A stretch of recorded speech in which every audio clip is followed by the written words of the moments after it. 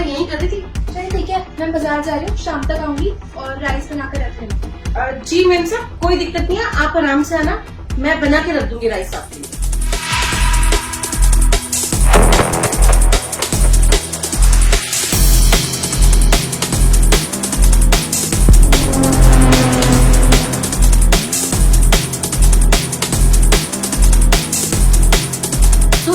Ma'am साहब ना market गई है और मेम साहब के आने से पहले ना मुझे चाबी चाहिए, ध्यान से लेके जाइयो, कच्चा आटा है, खराब नहीं होना चाहिए।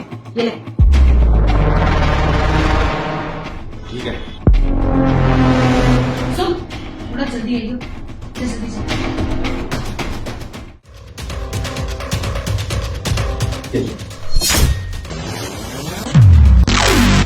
चल जा, जाके तू काम कर।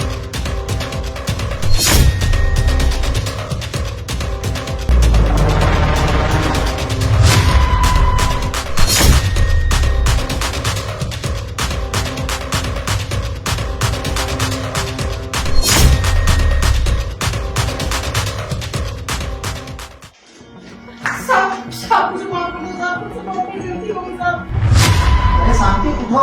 ऐसी क्या गलती कर दी तुमने जो मुझसे इस तरह से माफी मांग रही हो, जो तुम मेरे पैरों में पड़ रही हो? साहब, ये आपके पैसे। मेरे पैसे? हाँ साहब, ये मैंने ही चुराए थे। क्या तुमने मेरे घर से पैसे चुराए थे?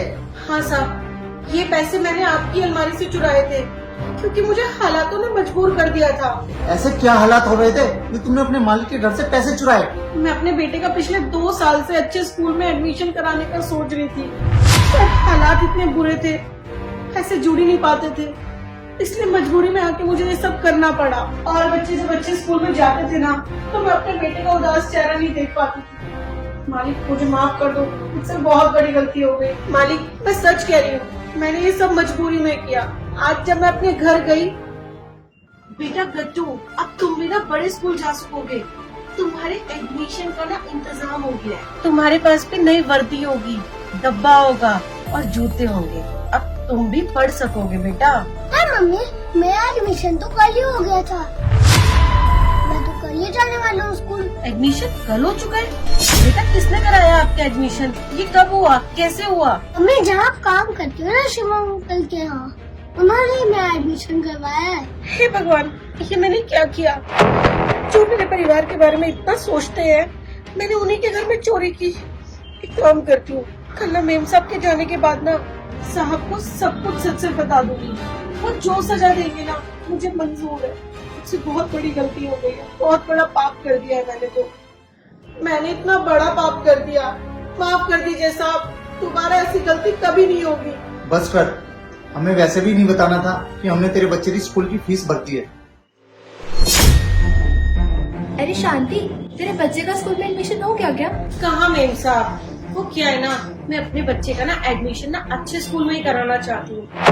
अच्छे स्कूल में एडमिशन कराने के लिए मैं पैसे नहीं जुटा पा रही हूँ, और पैसे नहीं जुटेंगे तो एडमिशन कैसे होगा?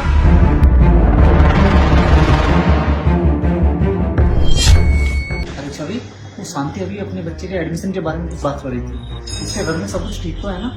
हाँ, वैसे तो सब ठीक है, लेकिन वो अपने बच्चे का ना किसी अच्छे स्कूल में एडमिशन कराना चाहती है, उसी के लिए वो पैसे कलेक्ट कर रही है और इसीलिए वो एडमिशन ही नहीं करा पा रही है। देखा जाए तो वैसे कितनी अच्छी बात है, वो लोगों के घर में झाड़ू पोछा बर्तन मांजने का काम करती है, और उसके बावजूद भी वो कितनी अच्छी सोच रखती है कि उसका बच्चा अच्छे स्कूल में जाए।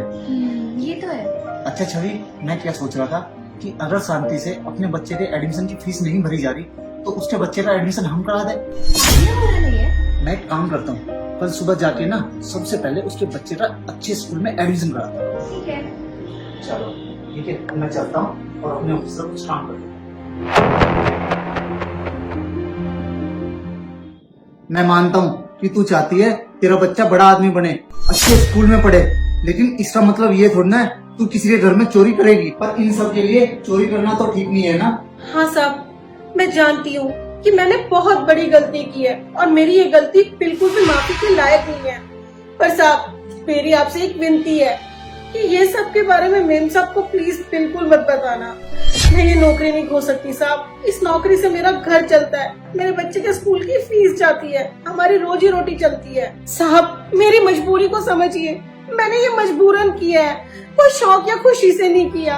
इस बच्चे की फीस भरने के लिए किया था साहब। मैं आपसे वादा करती हूँ, कसम खाती हूँ साहब, आज के बाद ये सब दोबारा कभी नहीं करूँगी। साहब प्लीज मेरी पहली और आखिरी गलती समझ के ना माफ कर दीजिए साहब, प्लीज मैं आपके आगे हाथ जोड़ती हूँ साहब। ठीक है, अब ये सब मत कर, माफी मत मांग। मैं कुछ नहीं बताऊंगा तेरी मैम साहब को, पर मेरी एक बात ध्यान से सुन। तू किसी के घर में ईमानदारी वफादारी से सच्चे मन से काम करेगी ना, तो तेरे साथ हजारों लोग खड़े होंगे। और अगर तू किसी के घर में चोरी से बेईमानी से काम करेगी तो भगवान भी तुझे माफ नहीं करेगा। मैं आपकी बात समझ गई साहब, आप बिल्कुल सही कह रहे हैं। अगर मैं ये चोरी चकारी बेईमानी करूंगी ना तो भगवान भी मेरी बात कभी नहीं सुनेगा, कभी मदद नहीं करेगा भगवान मेरी। मैं आपसे वादा करती हूँ साहब, मैं आज के बाद ऐसी गलती कभी नहीं करूँ। भगवान कसम साहब मुझे माफ कर दीजिए। चल ठीक है, अब तो परेशान मत हो और अपना काम कर। जी साहब, ये आपके पैसे।